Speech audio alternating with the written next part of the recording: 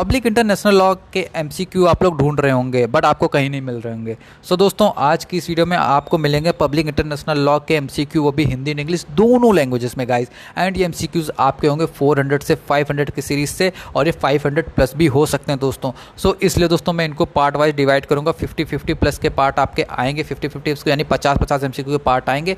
And total videos आपकी हो सकता है 7 से 8 भी हो सकती हैं। सो दोस्तों फटाफट से वीडियो देखिए दोस्तों, वीडियो स्टार्ट कर रहे हैं एंड चैनल सब्सक्राइब कर लीजिए। ओके, तो पहला आपका क्वेश्चन है द टर्म ऑफ जजेस of International Court of justice इस क्या है, बताइए। जो इंटरनेशनल कोर्ट ऑफ जस्टिस में जो जज बैठते हैं उनका भाई टर्म क्या होता है, उनका कार्यकाल क्या होता है, बताइए कितने समय का होता है। तो वहाँ पे होता है 9 ईयर्स का होता है। Okay, option C is the correct answer. Okay, now हम लोग बढ़ते हैं क्वेश्चन नंबर 2 की तरफ। क्वेश्चन नंबर 2 क्या कह रहा है, when was the character of human rights adopted. So question number 2 का आंसर होगा हमारा 1948। ओके, इसको आप याद कर सकते हैं 1947 जब हम लोगों को इंडिपेंडेंस आज़ादी मिली थी उसके 1 साल बाद में। ओके, क्वेश्चन नंबर 3 हमारा क्या कह रहा है, टोबार डॉक्ट्राइन इज रिलेटेड टू। टोबार सिद्धांत से संबंधित है, किससे संबंधित है, राज्य की मान्यता से, सरकार की मान्यता से, या सी विद्रोहियों की मान्यता से, या डी उपरोक्ता में से कोई नहीं, नॉन ऑफ द अबव। सो हमारा क्वेश्चन नंबर 3 का आंसर होगा बी वाला। ओके, नाउ हम लोग बढ़ते हैं क्वेश्चन नंबर 4 की तरफ। Conference of Bogota was held in. So Bogota का सम्मेलन आयोजित किया गया था, बताइए किसमें, 1940 में, 1942 में, 1945 में, डी 1948 में। सो क्वेश्चन नंबर 4 का आंसर होगा डी 1948 में। नाउ क्वेश्चन नंबर 5 की तरफ बढ़ते हैं। ओके, तो वियना सम्मेलन यानी Vienna conference of 1961 is related to, किससे रिलेटेड थी, बताइए। वियना सम्मेलन जो 1961 में हुआ था किससे रिलेटेड था, किससे संबंधित था। तो ये था डिप्लोमेटिक इमरजेंसी से, या बी युद्धों के कैदी से, सी राज्यों की मान्यता से, या डी इनमें से कोई नहीं। सो आपका जो 5 वाला आंसर होगा वो होगा ए। ओके, इसके बाद बढ़ते हैं क्वेश्चन नंबर 6 की तरफ। Who is called the father of international law. No, ये बहुत इंपॉर्टेंट क्वेश्चन है आपका पब्लिक इंटरनेशनल लॉ के अगर आप पॉइंट ऑफ व्यू से देख रहे हैं, काफ़ी इंपॉर्टेंट क्वेश्चन है आपका, इसको आपको करना ही करना है। सो 6 का आपका आंसर होगा सी वाला। ओके, ह्यूगो ग्रोटियस। नाउ बढ़ते हैं क्वेश्चन नंबर 7 की तरफ। फॉरेन वॉरशिप हैव, विदेशी युद्धपोतों के पास है क्या है, right of free passage in the territorial water, या B right of innocent passage in the territorial water, या D C to stay in the territorial water, या D none of the above. So 7 का आपका answer होगा my dear friends D. Okay, none of this, कोई इनमें से कोई नहीं। डी 8 वाला है आपका, ए लैंडलॉक स्टेट इज, एक लैंडलॉक राज्य है क्या है, surrounded by water from all sided, surrounded by enemies state from all sided, या C surrounded by land from all sided, या D none of the above. अभी इस क्वेश्चन को मैं आपको समझाऊंगा। आपसे पूछा जा रहा है एक लैंडलॉक स्टेट यानी कंट्री, स्टेट का मतलब हो रहा है कंट्री, कोई एक लैंडलॉक कंट्री है, उससे आपका क्या मतलब है, वो क्या होता है उसको। अगर कोई लैंडलॉक कंट्री तो उसको हम लोग क्या कहेंगे कि वो चारों तरफ से पानी से घिरा हुआ है क्या, वाटर से चारों तरफ से घिरा हुआ है क्या, नहीं, उसको नहीं कहेंगे। या आपके सामने ऑप्शन बी जिसमें कह रहा है कि सभी तरफ से दुश्मनी राज्यों से घिरा हुआ, सभी तरफ से आपके एनिमीज स्टेट है जिससे आपकी भाई लड़ाई चल रही, वो स्टेटों से आप घिरे हुए हैं, तो उसको आप कहेंगे लैंडलॉक स्टेट। नहीं, इसको भी नहीं कहेंगे। डी चारों ओर से भूमि से घिरा हुआ, यानी चारों तरफ से आपके लैंड है, यानी चारों तरफ से भूमि है, मिट्टी है, मिट्टी समझ रहे हैं ना आप, वहाँ पे लैंड से नहीं, लैंड से ढका हुआ है, घिरा हुआ है, तो उसको हम लोग कहेंगे। ओके, तो आपका 8 का option C is the correct answer होगा। ओके, नाउ हम लोग मूव ऑन करते हैं क्वेश्चन नंबर 9 की तरफ। क्वेश्चन नंबर 9 क्या कह रहा है कि continuous zone is limited to a maximum of, सम्मानित क्षेत्र अधिकतम तक सीमित है, बताइए। तो क्वेश्चन नंबर 9 का आंसर होगा आपका ए वाला। ओके, 25 मील्स या 24 समुद्री मील। Okay, 10 convention for the protection of the ozone layer was done on, ozone परत के संरक्षण के लिए कन्वेंशन किया गया था, कब किया गया था। सो 10 का आपका आंसर होगा ए वाला। ओके, क्वेश्चन नंबर 11 की तरफ बढ़ते हैं। क्या कह रहा है, Alabama claims arbitration case was decided in. So इसका आंसर आपका होगा 11 का डी वाला, 22 मार्च 1985, 22 मार्च 1985 को। Okay, question number 12 Calvo clause means क्या होता है, बताइए। An alien agree not to seek the diplomatic protection of his own state, A state can not intervene on behalf of its national, या C a state can not intervene on behalf of its national, या D none of the above, none of this. So आपका question number 12 का जो answer होगा वो सी होगा। इसका कहने का क्या मतलब, एक राज्य अपने नागरिकों की ओर से हस्तक्षेप नहीं कर सकता, उसको हम लोग क्या कहते हैं, कल्पो clause.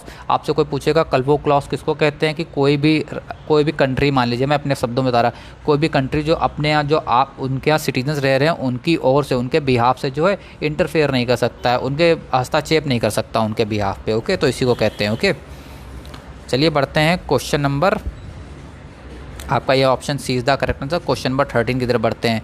Diplomatic relation are established by, diplomatic relation किसके द्वारा इस्टेब्लिश किए जाते हैं, बताइए। एक तरफा फैसला होता है भाई, या बी आपसी सहमति होती है, म्यूचुअल कंसेंट होती है, सी एक क्षेत्रीय संगठन का निर्माण होता है, सी यानी डिसीजन ऑफ रीजनल ऑर्गेनाइजेशन होता है, D none of the above, none of this.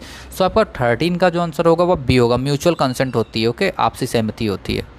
Question number 14, युद्ध का प्रकोप समाप्त करता है, बताइए क्या समाप्त करता है। ऑल ट्रीटीज समाप्त कर देता है, या नो ट्रीटी, या ओनली पॉलिटिकल ट्रीटी, या नॉन ऑफ दिस, बताइए। सो क्वेश्चन नंबर 14 का आपका आंसर होगा सी वाला। Okay, only political treaties. Piracy is an offence within the jurisdiction of the, piracy के अधिकार क्षेत्र में एक अपराध है, क्या अपराध है, फ्लैग स्टेट, या ऑफेंडर स्टेट, अपराधी राज्य, या एनिमी स्टेट, या ऑल द स्टेट, सभी राज्य।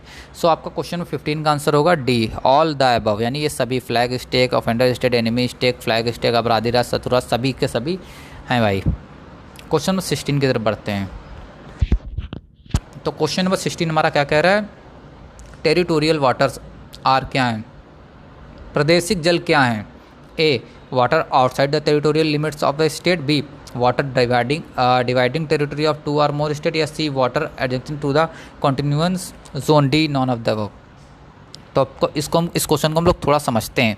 तो क्या कहना का क्या मतलब है, कह रहा कि वाटर राज्य की क्षेत्रीय सीमा के बाहर पानी, भाई आपके स्टेट से, भाई आपकी कंट्री से, भाई जो उसका जो टेरिटोरियल है, उसका जो क्षेत्र अधिकार है, उसके सीमा के बाहर का पानी। ओके, या बी कह रहा 2 या 2 से अधिक राज्यों के क्षेत्र को विभाजित करने वाला पानी, जल। ओके, तो 16 का आपका आंसर होगा सी वाला, जो हमने पढ़ा ही नहीं है, option. Foreign ship selling and anchoring in the coastal water of another state, coastal water, तो दूसरे राज्य के तटीय जल में नौकायन और लंगर डालने वाले विदेशी जहाज हैं, क्या हैं, subject to the law of both the state, subject to the law of coastal state, subject to the law of flag state, and none of this. दोनों राज्यों के कानून के अधीन है, तटीय राज्य के कानून के अधीन है, ध्वज राज्य के कानून के अधीन है, इनमें से कोई नहीं। दूसरे राज्य के तटीय जल में नौकायन और लंगर डालने वाले विदेशी जहाज हैं, भाई दूसरे के स्टेट में आप, दूसरे की कंट्री के टेरिटरी में आप पहुंच जाते हैं, ठीक, वहाँ पे आप लंगर डालते हैं और वहाँ पे विदेशी जहाज के वाले विदेशी जहाज में, हाँ, तो वो अब क्या होंगे, दोनों राज्यों के कानून के अधीन होंगे। भाई अब एक जहाँ से आप आएँ उसके लॉ तो आप मानेंगे मान लेकिन जिस टेरिटोरियल में चले जाएंगे उसका लॉ मानेंगे कि नहीं मानेंगे, तो ये आपसे पूछा जा रहा है। बिल्कुल माना जाएगा भाई, आप अपने कंट्री का तो लॉ मानेंगे ही मानेंगे, लेकिन जिस कंट्री में जाएंगे वहाँ का भी तो लॉ माना जाएगा ना आपसे। आप अगर मान लीजिए अमेरिका के रहने वाले हैं एंड अमेरिका से आप शिप लेके इंडिया की टेरिटरी में आ जाते हैं, तो आप वहाँ पे इंडिया का भी लॉ मानेंगे। तो हमें लगता है कि हमें दूसरे ऑप्शन पढ़ने की ज़रूरत ही नहीं, हमारा A option is the correct answer होगा। ओके, ए हमारा करेक्ट आंसर होगा। 18 non permanent member of the security council are elected for period of, सुरक्षा परिषद के गैर स्थायी सदस्य कितने समय के लिए चुने जाते हैं। सो ये इंपॉर्टेंट क्वेश्चन है, 18 वाला आपका 18 का आंसर होगा आपका 2 years. Okay, now move on question number 19। Question number 19 क्या कह रहा है, नागरिक उड्डयन की सुरक्षा के लिए मॉनिट्रियल कन्वेंशन पर हस्ताक्षर किए गए थे, कब किए गए थे, 1975, 1974, 1972 या 1971। तो क्वेश्चन नंबर 19 का आपका आंसर होगा डी वाला। ओके,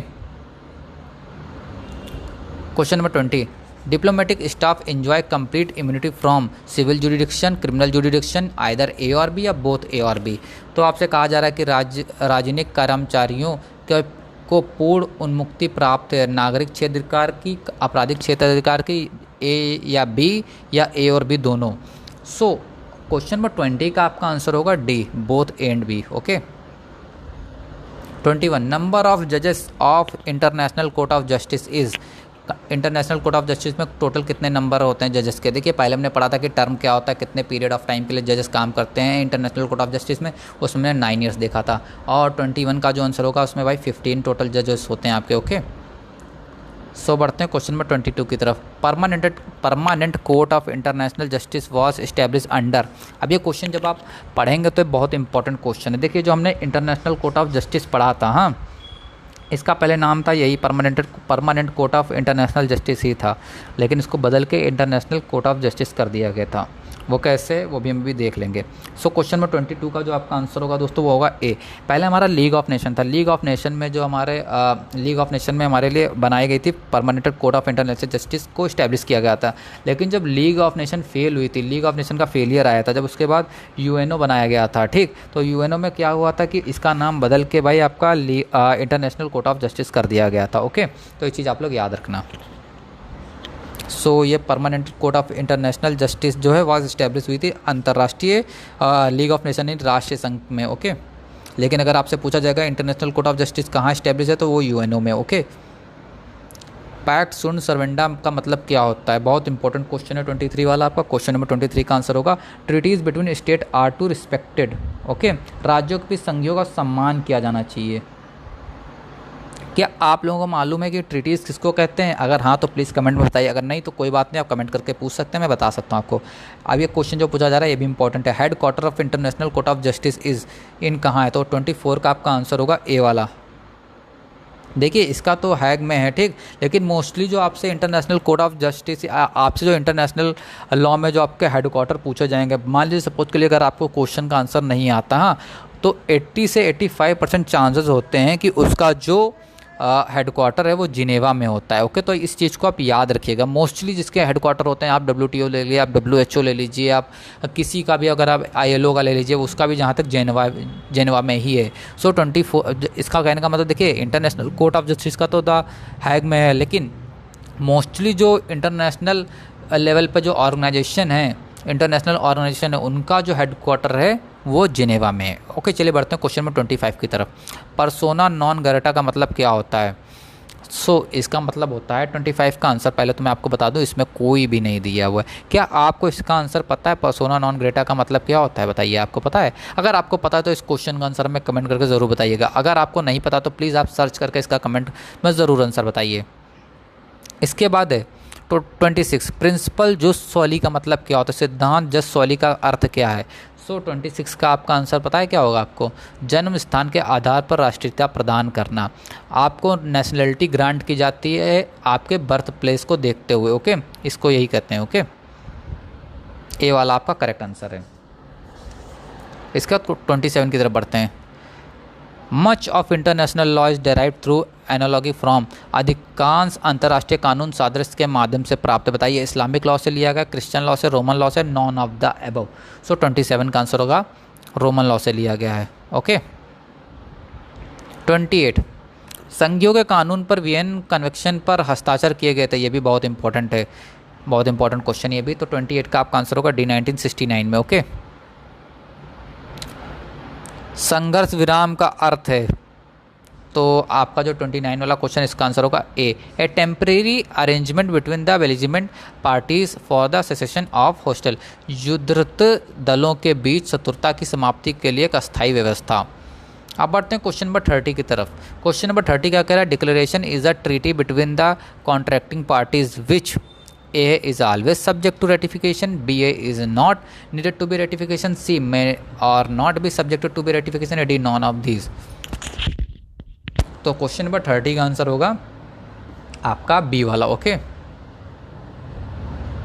दोस्तों, अगर आपने अभी तक टेलीग्राम चैनल ज्वाइन नहीं किया है तो प्लीज़ आप टेलीग्राम चैनल ज्वाइन कर लीजिए। हो सकता है मैं PDF वगैरह आपको उसी पे प्रोवाइड करा दूंगा, मुझसे पॉसिबल होगा। अगर PDF में बना पाया तो आपको ज़रूर मैं अपलोड करा दूंगा। ये मैं PDF से नहीं पढ़ा रहा हूँ दोस्तों, आप लोगों को लग रहा होगा मैं PDF से पढ़ा रहा हूँ, बट ऐसा नहीं है दोस्तों, वाइट बोर्ड के थ्रू ये मैं पढ़ा रहा हूँ। ओके, सो मेरी आपसे रिक्वेस्ट है दोस्तों, आप टेलीग्राम चैनल ज्वाइन कर लीजिए। देखिए मैंने 2-3 टेलीग्राम चैनल ज्वाइन बनाया है। देखिए, एक टेलीग्राम चैनल लीगल ग्लोसरी के स्टूडेंट्स के लिए ही है दोस्तों, वो सभी ज्वाइन कर सकते हैं। एक टेलीग्राम चैनल दोस्तों जो CSJMU इस यूनिवर्सिटी से हैं, कानपुर यूनिवर्सिटी से हैं, उनके लिए बनाया गया, तो आप उसको ज्वाइन कर लें। ओके, तो अगर आप दोनों ज्वाइन कर, देखिए आप कानपुर यूनिवर्सिटी से हैं तो आप दोनों टेलीग्राम चैनल ज्वाइन करिए। अगर आप कानपुर यूनिवर्सिटी से नहीं है तो आप सिर्फ लीगल ग्लोसरी वाला ज्वाइन कर सकते हैं। ओके, उसमें मैं आप सारी चीज़ें आपको प्रोवाइड करा दूंगा। 31 diplomatic protection means a protection and security granted. So diplomatic protection का मतलब है दी गई सुरक्षा किसके? To a diplomat by UN, by state to its national abroad, या C by a state to a person seeking asylum, या D none of this. So 31 का आपका आंसर होगा D वाला। Okay, none of this. इनमें से कोई नहीं। तो इसको आप पढ़ना भी मत भाई। इसको अगर आप पढ़ना तो सीधा ये पढ़ना जाके डिप्लोमेट प्रोटेक्शन का महत्व है, दी गई सुरक्षा किसके द्वारा, सिर्फ इतना आप गूगल पे सर्च करके पढ़ना जाके। ओके, केलॉग ब्रियंट पैक्ट और Paris peace treaty was sign in, बताइए कब साइन हुई थी, कब हस्ताक्षर किए गए थे। सो 32 का जो आपका आंसर है दोस्तों इसमें 1928 है। ये क्वेश्चन मुझे नहीं पता क्यों पूछा गया, इतना इंपॉर्टेंट मुझे लग नहीं रहा 32 वाला। 33 है, recognization of a new state is a matter of, नए राज्यों की मान्यता का मामला क्या है, अंतर्राष्ट्रीय कानून है, संवैधानिक कानून है, राज्य की नीति है, इनमें से कोई नहीं। तो 33 का जो आपका आंसर होने वाला है सी वाला होने वाला है, राज्य की नीति है, पॉलिसी ऑफ द स्टेट है। Territorial C of a state is under, एक राज्य का प्रादेशिक समुद्र नीचे है। इट इज़ टोटल कंट्रोल है भाई, इसका कुल नियंत्रण है भाई। It is control but subject to certain international obligation है भाई। तो कंट्रोल तो है लेकिन उस पर जो थोड़ी सी ऑब्लिगेशन लगा दी गई है इंटरनेशनल अंतर्राष्ट्रीय मामलों में। It is control only for exploration of mineral resources, इसका नियंत्रण केवल खनिज संसाधनों की खोज के लिए किया जा सकता है भाई, कुछ भी नहीं है इनमें से कोई ऑप्शन नहीं। तो इसका इट इज़ टोटल कंट्रोल है भाई, पूरा का पूरा नियंत्रण है, सोचना भी मत। संयुक्त राष्ट्र महासभा द्वारा नरसंहार सम्मेलन को अपनाया गया था। सो इसका 35 का जो आपका आंसर है इसमें नॉन ऑफ दीज है, इसमें से कोई नहीं है। आपको करेक्ट आंसर गूगल से देखना होगा क्या है, ये सब मत पढ़ना है ऐसे बात guys. Okay, Bynkershoek principle is related to a measurement of maritime belt, B a contiguous zone, C a extradition of criminal, या D a none of the above. So 36 का आपका आंसर होगा ए वाला। ओके दोस्तों, एक चीज़ बताइए आप लोग, जैसा कि मैं बता रहा हूँ आपको, देखिए मैं हिंदी इंग्लिश दोनों में पढ़ा रहा हूँ, तो क्या आपको अच्छा लग रहा है कि मैं हिंदी इंग्लिश दोनों में पढ़ा रहा हूँ, या आप अगर मुझे बता सकते हैं तो बताइए कि मैं हिंदी अलग इंग्लिश अलग में भी पढ़ाऊँ, ये भी मैं कर सकता हूँ। मैं कोशिश कर सकता हूँ, अगर आपको जैसा सही लगे बताइए, क्योंकि हिंदी इंग्लिश में पढ़ने से थोड़ा कॉन्सेप्ट क्लियर हो जाता है। आपकी क्या राय है, आप अपनी राय में कमेंट बॉक्स में बताइए। और अगर अभी तक आपने यार वीडियोज़ लाइक नहीं की और चैनल सब्सक्राइब नहीं किया तो अभी कभी सब्सक्राइब कर लें, क्योंकि हर एक लॉ के सब्जेक्ट के MCQ अगर आपको कहीं नहीं मिलेंगे तो सिर्फ और सिर्फ कहाँ मिलेंगे, लीगल ग्लोसी पे, वो भी आपको हिंदी एंड इंग्लिश दोनों लैंग्वेजेस में मिलेंगे। एंड बाय चांस किसी सब्जेक्ट के नहीं अवेलेबल हो तो आप क्या करें, फटाफट से कमेंट कर दें, आपको उसके MCQ प्रोवाइड करा दिए जाएंगे। ओके, तो 37 की तरफ बढ़ते हैं माय डियर फ्रेंड्स। 37 तो बहुत बड़ा क्वेश्चन लग रहा है मुझे। प्रिंसिपल ऑफ डबल क्रिमिनलिटी का मतलब क्या होता है, तो आपके सामने ऑप्शन ए है, A person who is being extradition must be tried in the both state. So देखिए इसमें कहा जा रहा है जिस व्यक्ति को प्रत्यारित किया जा रहा है उस पर दोनों राज्यों में मुकदमा चलाया जाना चाहिए ना, ये नहीं होगा। बी वाला the person who is being extradition must be tried in both the state but may be punished in one, जिस व्यक्ति को प्रत्यार्पित किया जा रहा है उस पर दोनों राज्यों में मुकदमा चलाना चाहिए लेकिन उसे एक में दंडित किया जा सके, नहीं ये भी नहीं होगा। सी जिस अपराध के लिए किसी व्यक्ति को प्रत्यार्पित किया गया है वह दोनों राज्यों में अपराध होना चाहिए, बिल्कुल सही जवाब है इसका सी वाला। ओके भाई, अगर क्राइम किया दो जगह तो दोनों जगह उसको पनिशमेंट मिलनी चाहिए भाई, एक जगह क्यों मिले।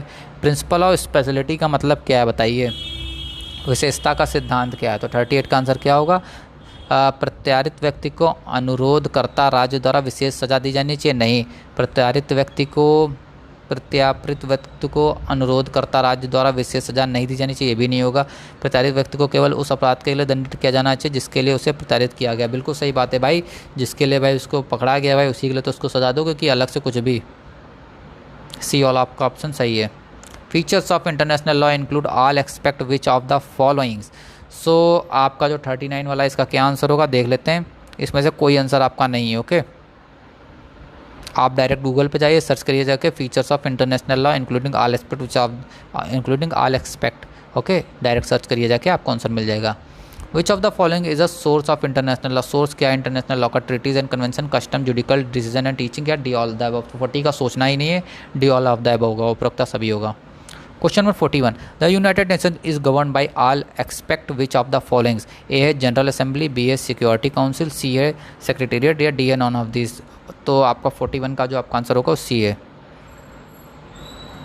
क्वेश्चन नंबर 42 पे हम बढ़ रहे हैं, और क्वेश्चन नंबर 42 की तरफ बढ़ने से पहले हम आपसे बताना चाहते हैं कि अगर आपने अभी तक नहीं देखी कॉन्स्टिट्यूशनल लॉ MCQ की सीरीज़, नहीं देखी कॉन्ट्रैक्ट MCQ की सीरीज़, तो प्लीज़ देखिए जाके, काफ़ी सारी MCQ की सीरीज़ आपको मिल जाएगी। मुस्लिम law, administrative law, jurisprudence, interpretation of statute, जो भी MCQ हम हिंदू लॉ की सीरीज़ आपकी पढ़ी हुई है दोस्तों, सभी लैंग्वेजेस में आपको मिल जाएगी, हिंदी एंड इंग्लिश में। सो फटाफट से जाइए, आप चैनल सर्च करिए, प्लेलिस्ट देखिए, प्लेलिस्ट में नहीं मिलती आप कमेंट करिए, हम आपको प्रोवाइड करा देंगे जिस भी सब्जेक्ट के आप चाहते हैं MCQ। प्रोफेशनल एथिक्स के भी अभी अपलोड होने वाले हैं हमारे, एंड मुस्लिम लॉ की एक और सीरीज़ स्टार्ट होने वाली है, हिंदी इंग्लिश दोनों लैंग्वेजेस में। ओके, तो फटाफट से ज्वाइन करिए दोस्तों, चैनल सब्सक्राइब करिए, वीडियो लाइक करिए प्लीज़। 42 का आंसर बता दिया मैंने कि नहीं? 42 का आंसर होगा दोस्तों आपका बी वाला। ओके, बढ़ते हैं क्वेश्चन नंबर 43 की तरफ। क्वेश्चन नंबर 43 का आपका आंसर होगा सी। क्वेश्चन 44 की तरफ बढ़ते हैं। The oldest principle of international law is the doctrine of, अंतर्राष्ट्रीय कानून का सबसे पुराना सिद्धांत क्या? पैक्टा सुन सर्वेंडा है, बी फॉरेन डिग्निटरीज है, या सी रिलीजियस फ्रीडम है, D none of the above. तो 44 का जो आपका आंसर होगा वो ए, पैक्टा सुन सर्वेंडा। क्वेश्चन 45 की तरफ पढ़ते हैं। Which of the following is not example of extraterritorial asylum. ये बहुत इंपॉर्टेंट क्वेश्चन है दोस्तों आपके लिए। एक्चुअली ये टॉपिक इंपॉर्टेंट है, एमसीक्यू के पर्पज से भी आपका देखा जाए, सिर्फ आप इतना इसके बारे में पढ़ लीजिएगा, काफ़ी इंपॉर्टेंट टॉपिक है आपके लिए। Okay,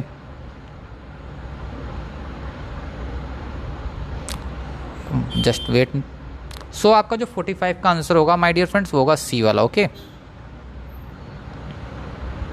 46 the declaration theory of recognisation is also known as. So 46 का जो आपका ऑप्शन है कॉन्स्टिट्यूटिव थ्योरी नहीं होगी, फैसिलिटी थ्योरी नहीं होगी, C is the correct answer, evidentiary theory होगी, सबूत सिद्धांत। Okay, 47 in which country a treaty entered in automatically attain the status of law of the land without needing further action on the part of the legislature।